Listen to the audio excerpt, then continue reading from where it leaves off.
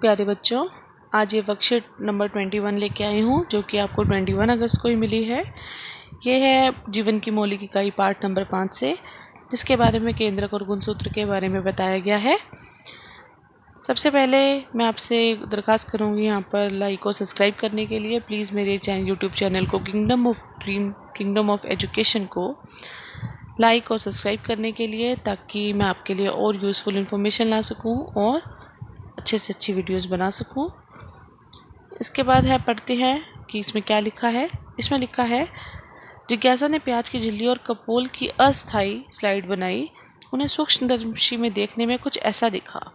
तो यहाँ पर उसने जो स्लाइड बनाई उसके अंदर कुछ ऐसा दिखा।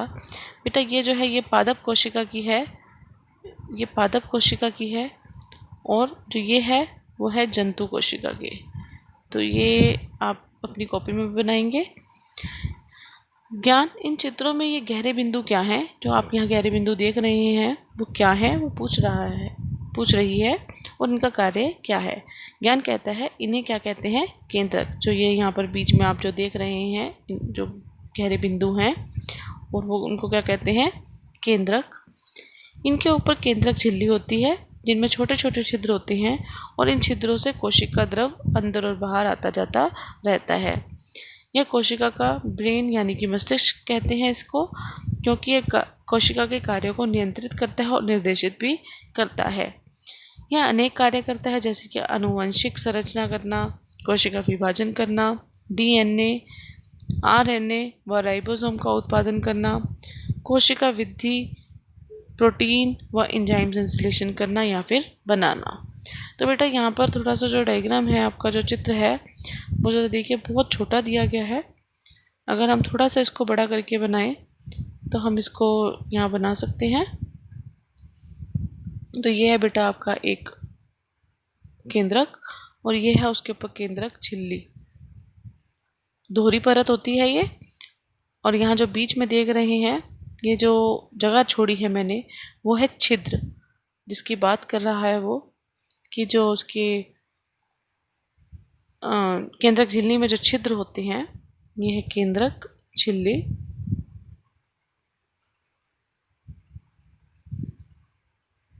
तो इस जो केंद्रक झिल्ली में जो छिद्र होते हैं, ये उसकी बात कर रहा है, जो जिसकी कारण इसके आर पार कुछ भी चीज़ आ सकती है, जा सकती है, या उसकी बात कर रहा है। इसके बाद इसके अंदर जो दिया गया है वो है डीएनए और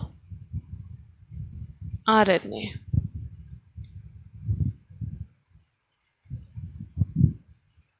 आरएनए, इसको हम ऐसे भी लिखते हैं। इसकी पूरा नाम मैं बताती हूँ। और इसके बाद जो एक अक्षर आया है वो क्या है? राइबोसोम। राइबोसोम क्या होता है? जहाँ क्या बनता है? प्रोटीन संश्लेषित होता है। तो प्रोटीन फैक्ट्री भी कहते हैं इसको। जहाँ प्रोटीन बनता है, संश्लेषित होता है, उसको क्या बोलते हैं? राइबोसोम। और ये जो दोनों है वो क्या है? इन दोनों को मिला के हमारे जो आनुवंशिक चीज़ें हैं, जो हमारे माता पिता से हमें मिली हैं, वो उनका रासायनिक जो रूप है वो इन्हीं के रूप में है। यह एक रासायनिक रूप है हमारे अंश पूर्वजों द्वारा जो हमें आनुवंशिक गुण मिले हैं, गुणसूत्र मिले हैं, वो इन्हीं के रूप में मिले हैं। यह उनका रासायनिक रूप है। तो हम यहाँ देखेंगे, यहाँ लिखा हुआ है डीऑक्सीराइबोन्यूक्लिक अम्ल और आरएनए का राइबोन्यूक्लिक अम्ल। तो इनका उत्पादन करने के लिए यही करता है आपका केंद्रक। इसके बाद है ज्ञान, ये गुणसूत्र क्रोमोसोम क्या होते हैं, इनका क्या कार्य है? तो ज्ञान कहता है दीदी, केंद्रक में उलझे धागों जैसी संरचना होती है, जिसको हम बोलते हैं क्रोमेटिन पदार्थ, जो कि डीएनए और प्रोटीन का बनी होती है। जब कोशिका विभाजन शुरुआत होती है तो यह क्रोमेटिन पदार्थ कड़ी लंबी जोड़ों में बदल जाते हैं, जिनको हम क्या कहते हैं? गुणसूत्र कहते हैं। प्रोकैरियोटिक कोशिका में केंद्रक अस्पष्ट होता है। अस्पष्ट क्यों होता है? क्योंकि उस पर केंद्रक झिल्ली नहीं होती, इसीलिए उसे क्या कहते हैं? केंद्रकाय। इसमें केवल क्रोमैटिन पदार्थ होता है। किसी जीव में कोशिका केंद्रक में गुणसूत्रों की संख्या निश्चित होती है। मानव में ये भी निश्चित है, जैसे कि गुणसूत्रों की संख्या कितनी है, 46 या फिर 23 जोड़े, एक ही बात है। क्रोमैटिन पदार्थ में डीएनए के क्रियात्मक खंड को जीन कहते हैं। जीन किसको कहते हैं? क्रोमैटिन पदार्थ में जो डीएनए का जो क्रियात्मक खंड होता है उसको क्या कहते हैं? जीन। गुणसूत्रों पर मौजूद ये जीन डीएनए अणुओं से बने होते हैं। ये जीन्स किससे मिलके बने हुए हैं? डीएनए से, यानी कि रसायन क्या है? डीएनए, जिनमें नई कोशिका बनाने और कोशिका संगठन करने की सभी सूचनाएं होती हैं। गुणसूत्रों में आनुवंशिक संकेत या गुण होते हैं जो माता पिता के से डीएनए के रूप में अगली संतति में जाते हैं। अब जैसे देखते हैं कि कोई कहता है कि यह बिल्कुल अपनी मम्मी पे गया है या अपनी बिल्कुल मम्मी जैसी दिखती है, तो ये उनके गुण सूत्र हैं जो हमारे अंदर आए हैं डीएनए के रूप में, जीन्स के रूप में। और जो आनुवंशिक गुण होते हैं ये हमें अपने माँ बाप से मिलते हैं। और जैसे उसके अंदर जो उदाहरण है वो क्या है? आपकी आँखों का रंग, बालों का रंग, आपकी हाइट कितनी है, ये सब हमारे आनुवंशिक गुण डीएनए के रूप में हमें अपने माता पिता से प्राप्त होते हैं। इसके बाद है हमारे प्रश्न उत्तर। सबसे पहले है प्रोकैरियोटिक और यूकैरियोटिक केंद्रक में क्या अंतर होता है। इससे पहले कि आप ये समझे उससे पहले मैं आपको बताऊंगी एक चीज़ कि जो क्रोमैटिन होता है वो ऐसा उलझा हुआ होता है। जब कोशिका विभाजन होता है तो वो गुणसूत्रों का रूप ले लेते हैं। गुणसूत्र कुछ इस प्रकार दिखाई देते हैं। एक गुणसूत्र ऐसे होता है, ठीक है। तो इसके ऊपर आपके जीन्स लगे होते हैं जो किससे मिलके बने हुए हैं? डीएनए और प्रोटीन से। इनको क्या बोलते हैं? जीन। और ये किससे मिलके बने हुए हैं? डीएनए और प्रोटीन।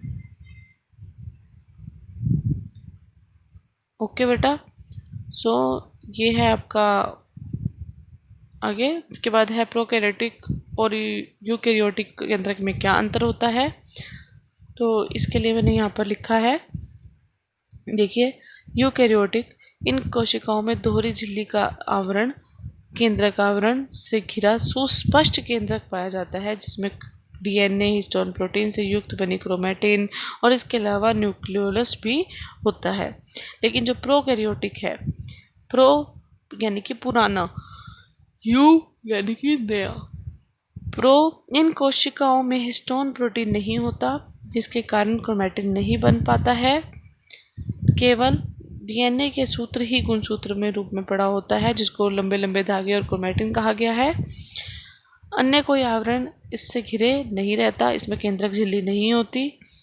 अतः केंद्रक नाम की कोई विकसित कोशिकांग इसमें नहीं होगी। यह कहाँ पर किस में पाया जाता है? बैक्टीरिया, जीवाणुओं में या नील हरित शैवालों में ऐसी कोशिकाएं मिलती हैं। तो बेटा ये था आपका क्वेश्चन नंबर 1 का आंसर। इसके बाद है आपका क्वेश्चन नंबर 2। जो क्वेश्चन नंबर 2 है वो है डीएनए और आरएनए का पूरा नाम लिखिए। डीएनए कोशिका में कहाँ पाया जाता है? तो आपको ये तो पता है डीएनए कोशिका में कहाँ पाया जाता है। यह जीन्स में पाया जाता है। जीन्स कहाँ पाए जाते हैं? गुणसूत्रों में। ओके, ये कहाँ पाए जाते हैं? गुणसूत्र में। गुणसूत्र कहाँ पाया जाता है? केंद्रक में, ठीक है। इसके बाद है ये जो डीएनए और आरएनए का पूरा नाम, ये आप अपनी स्लाइड पर इसमें देखेंगे, यहाँ पर पूरा लिखा हुआ है।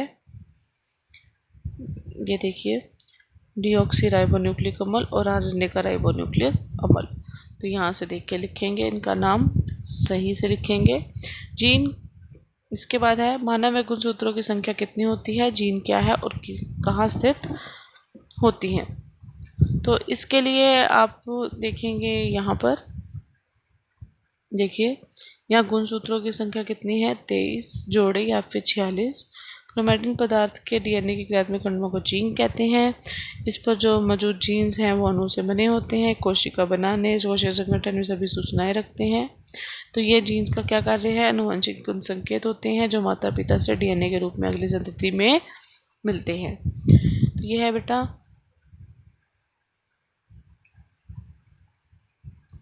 प्रश्न नंबर 3 का उत्तर था ये। इसके बाद इसके अंदर है केंद्रक के कोई दो कार्य लिखिए। यहाँ देखेंगे हम केंद्रक के दो कार्य के यहाँ लिखेंगे। यह कोशिका के कार्यों को निर्देशित करता है, यह अनेक कार्य करता है जैसे आनुवांशिक संरचना, ये सब इसके कार्य हैं यहाँ पर। यह है उत्तर नंबर 4। तो बेटा ये था आपकी आज की स्लाइड जो आपकी वर्कशीट आई थी, वर्कशीट नंबर 21। अगली वर्कशीट आएगी हम फिर से डिस्कस करेंगे। तब तक के लिए धन्यवाद। तब तक स्वस्थ रहिए, मुस्कुराते रहिए।